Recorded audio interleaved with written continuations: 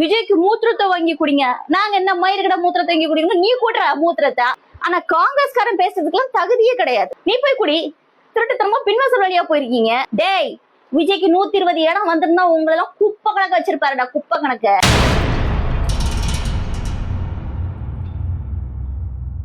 கமெண்ட்ன்ற பார்ல இந்த சோசியல் மீடியாவுக்கு கொஞ்ச நேரம் ரெஸ்ட் கொடுக்கலாமான்னு பாக்குறேன். ஏன்னா நம்மளுடைய நிம்மதி, நம்மளுடைய ஹெல்த் கண்டிஷன்ஸ் எல்லாம் நம்ம பார்க்க வேண்டியது இருக்கு. தற்கூரி மாதிரி பேசுறானுங்க விசிகே காரனுங்க, தற்கூரி மாதிரி. பதவி பிரமாணம் பண்ணி 6 மணி நேரம் ஆச்சா? 6 மணி நேரம் ஆச்சா உங்களுக்கு பதவி பிரமாணம் பண்ணி? இத்தனை வருஷம் கூட்டாட்சி நீங்க எதானே பண்ணீங்க? திராவிடர் கழகத்தோட தானே நீங்க இருந்தீங்க. இந்த காங்கிரஸ்காரன் போட்டிருக்கான் ஒருத்தன், இவனுக்குலாம் என்ன மரியாதை வேண்டி கிடக்கு? விஜய்க்கு மூத்திரத்தை வாங்கி குடிங்க. நாங்க என்ன மயிர்கிட்ட மூத்திரத்தை வாங்கி குடிக்கணும், நீ கூட்டுற மூத்திரத்தை. குடிக்க தானே போயிருக்கீங்க. சொல்லாம கூட பின்வாசல் வழியாட்டி ஏறி போறீங்க. விசிகே கம்யூனிஸ்ட் ஐஎம்எல்ல கூட விடுங்க, அவங்க கூட கடைசி நேரம் வரைக்கும் ஒண்ணு பேசுனாங்க, ஒண்ணு மாத்துனாங்க. அது அவங்க கட்சியோட விஷயம். எல்லாருமே ஒரு தேர்தல் களத்தை சந்திக்கிறாங்கன்னு ஒரு இடத்தை தேடி போறாங்க, ஓகே. ஆனா காங்கிரஸ்காரன் பேசுறதுக்குலாம் தகுதியே கிடையாது. மூத்திரத்தை குடிங்க. எதுக்கு குடிக்கணும்? நீ போய் குடி, நீ போய் குடி. திருட்டுத்தனமா பின்வாசல் வழியா போயிருக்கீங்க. அப்படி நீங்க தான் குடிக்கணும், மத்தவன் என்ன குடிக்கணும்? 60 வருஷம் நீங்க சவாரி பண்ணீங்கல்ல. உங்க வீரன் என்ன தெரியுமா? முதல்ல எவனுக்கு கூட கூட்டணியே சேர்க்காம நீ தனியா நின்று ஜெயிச்சு புடிங்கிருந்தீங்கன்னா நீங்க இவ்வளவு பேச்சு பேசுறதுக்கு ஓகே. விஜய் தூக்கி கொடுத்துட்டாராம். விஜய் ஆட்சியில பங்கு கொடுத்துட்டாராம், அதிகாரத்துல பங்கு. டேய், விஜய்க்கு 120 இடம் வந்திருந்தா உங்களை எல்லாம் குப்பை கணக்கு வச்சிருப்பாருடா, குப்பை கணக்கு. அந்த ஆளுக்கே இடம் இல்லாம தான் உங்களை எல்லாம் கூப்பிட்டு சேர்த்து வச்சிருக்காரு. உங்களுக்கு போறதுக்கு இடம் இல்லாம நீங்களா தாவி போனீங்க. விசிகே கூட சோஃபா கூடத்தெல்லாம் கூப்பிட்டாங்க. விசிகே ஐஎம்எல் எல்லாம் கூழு கும்பிடு போட்டு கூட்டு போனாருல, அதை வருஷனா உங்களுக்கு எல்லாம் பேச நாக இருக்கடா காங்கிரஸ்காரங்களுக்குலாம்? ராகுல் காந்தின்ற ஒத்த மனிதருக்காக நாங்களும் பொறுத்துட்டு இருந்தோம். எதுக்கு பொறுத்துட்டு இருந்தீங்க? எதுக்கு பொறுத்துட்டு இருந்தீங்க? போக வேண்டியதானே, தனியா நின்று எலெக்ஷன் ஃபேஸ் பண்ணதானே. உங்க லட்சணமா நாங்கிட்ட என்னன்னு தெரிஞ்சிருக்கும்ல, நீங்க எவ்வளவு ஓட்டு வாங்குறீங்கன்னு தெரிஞ்சிருக்கும்ல. ஏன் பண்ணல? ஏன்? உண்மை வெளியே தெரிஞ்சு போயிடும், அதனால பண்ணல. இந்த கமெண்ட்ன்ற பேர்லாம் விஜய்க்கு மூத்தத்தை நீங்க வாங்கி குடிங்க, உங்களுக்கு டேஸ்டா இருக்கலாம். ஏன்னா அமைச்சரவையில பதவி கிடைச்சிருக்குல்ல, ஜெயிக்காமலேயே இன்னொருத்தனை வச்சு வேலை வாங்கி திருட்டுத்தனம் பண்ணி ஜெயிச்சிருக்கோம். நீ யாரடி பேசுன்னு கேட்டா அப்படித்தான்டா பேசுவேன், அப்படித்தான் பேசுவேன். நாகர்கோவில் பாராளுமன்ற தொகுதியில என்னோட வாக்கு இருக்கு காங்கிரஸ்க்கு. நாங்க போட்ட வாக்கு பிச்சை இருக்கு காங்கிரஸ்க்கு. நான் போட்டேன் காங்கிரஸ்க்கு.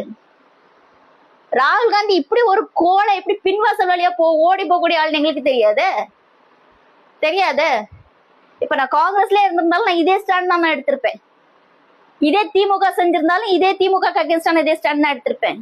முதல்ல மனுஷனா இருங்கடா, அதுக்கப்புறம் கட்சி மயிறு எல்லாத்தையும் தூக்கிட்டு வாங்க.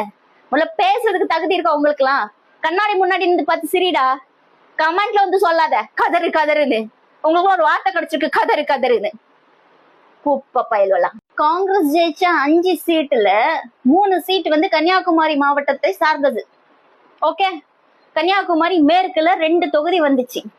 இதே மனோ தங்கராஜ் சார் கிட்ட நாங்க சொல்றோம், 2021 விளவங்கோடுக்கு அனௌன்ஸ் பண்ணல சார், நீங்க திமுக அதை எடுங்கன்னு. அவரு கூட்டணி ஆட்சியோட ஓவர் கூட்டணி ஆக்கிட்டாரு. உங்களை மாதிரி பட்ட ஆளுங்களால தான் இன்னைக்கு கட்சி பின்தங்கி இருக்கு மனோ சார். உங்களுக்கு நேரம் நான் சொல்றேன், உங்களை மாதிரி பட்டவங்களால தான் இன்னைக்கு கட்சி பின்தங்கி இருக்கு. நீங்க நான் ஐடி விங்ல இருந்து மனோ சார் அப்படி பண்ணிட்டாரு, இப்படி பண்ணிட்டாரு, ஆ பண்ணிட்டாரு, ஊ பண்ணிட்டாருன்னு. ஆ பண்ணிட்டாரு, ஊ பண்ணிட்டாருன்னா சீட் எடுத்துக்க வேண்டியதானே திமுகக்கு? இல்ல ஜெயிக்காது, கூட்டணிக்கு கொடுத்துருவோம். ஏன் கூட்டணி மேல அவ்வளவு பாசம்? ஏன் பாசம்? அண்டர் டேபிள் டீலிங்கா கேக்குறேன் நானு. இன்னைக்கு அவ்வளவு அவமானப்படுத்தும் போது மனோ சார் இது வரைக்கும் எந்த ஒரு ட்வீட் பண்ணல. அவரு இது வரைக்கும் எந்த இதுவும் வைக்கல. அவரு ஏன் வைக்கல? திமுக காரர் தானே நீங்க.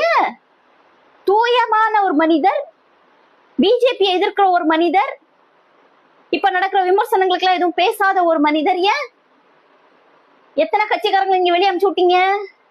உங்களுக்கு ஜால்ரா போடவங்க, உங்களுக்கு கூழு கும்பிட போறவங்க நீங்க வச்சிருந்தீங்க. இந்த மாவட்டத்துல எவ்வளவு பிரச்சனைகள் நடந்துச்சு, தலைமைக்கு எதுவும் தெரியாம பாத்துக்கிட்டீங்க இல்லையா? உங்க நண்பர்கள்லாம் இன்னைக்கு மினிஸ்டர் ஆயிட்டாங்க. உங்க நண்பர் ராஜேஷ்குமார் மினிஸ்டர் ஆயிட்டாரு. முன்னாடி உங்க பதவி பிடிக்கும் போதே நீங்க அப்பவே போகணும்னு நினைச்சிருந்திருப்பீங்க. போயிருந்தா இன்னைக்கு நீங்களும் ஒரு மினிஸ்டர் வந்திருப்பீங்க. வருத்தமா வந்திருக்கும் மேபி மனசுக்குள்ள. அரசியல் பச்சந்தித்தனம் தெரியும் சார். அரசியல்வாதிகள்லாம் கேவலமானவங்கன்றத நம்ம சொல்லுவோம்.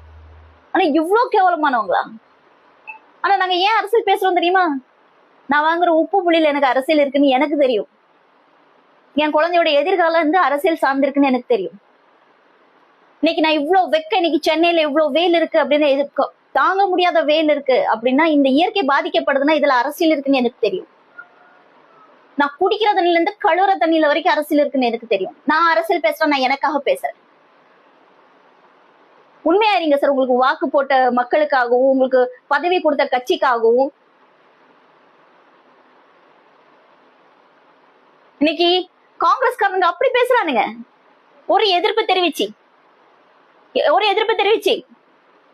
5 தொகுதியில 3 தொகுதி கன்னியாகுமரி மாவட்டத்துல தானே ஜெயிச்சு. கன்னியாகுமரி மாவட்டத்துடைய தேர்தல் பொறுப்பாளரா நீங்க இருந்தீங்கல்ல, கள பொறுப்பாளரா இருந்தீங்கல்ல, நீங்க ஜெயிக்க வச்சீங்கல்ல. கட்சியில உள்ளவன எவனையும் நீங்க வளர்க்கல சார். கட்சியில உள்ள எவனையும் நீங்க வளர்க்கல. உங்களுக்கு ஒரு 5-6 கோஷ்டிகள் இருக்காங்க, அவங்களுக்கு நீங்க வளர்த்திருக்கீங்க. தலைமைக்கு வந்து எந்த விஷயமும் காதுக்கு போகாத அளவுக்கு ரொம்ப சூப்பரா வேற பாத்துக்கிட்டீங்க. கேள்வி கேட்கறவங்க மேலே பழித்துக்கு போட்டுறது. உண்மையா நடிங்க சார். தமிழக மக்கள் வந்து ரொம்ப தெளிவாதான் இருப்பாங்களே தவிர்த்து இது அயோத்தி மாதிரி ஆக்கலாமே, இதுல என்ன தவறுன்னு கேக்குறாருன்னா அப்ப அவர் எந்த அளவு இவருக்கு அறிவு இருக்கு நயினார் நாகேந்திரன் அவர்களுக்குன்னு இதுலயே மக்கள் தெளிவா புரிஞ்சிருப்பாங்க. அப்ப நீங்க என்ன சொல்ல வரீங்க? நேரடியா நாங்க அப்படிதான் பண்ணுவோம், நாங்க பிஜேபியை உள்ள நுழைக்கிறதுக்கு RSS மூலமா எல்லா காரியங்களையும் நாங்க இதெல்லாம் வந்து ஒரு சின்ன விஷயங்கள் அப்படியே குட்டி குட்டியா அரிச்சு அப்படியே பெரிய பூதாகரமா ஆக்கி அதுல ஒரு சந்தோஷப்படுறதுதான் பிஜேபியோட நோக்கம். என்னன்னா தமிழக மக்களுடைய நிம்மதியை கெடுக்கும்.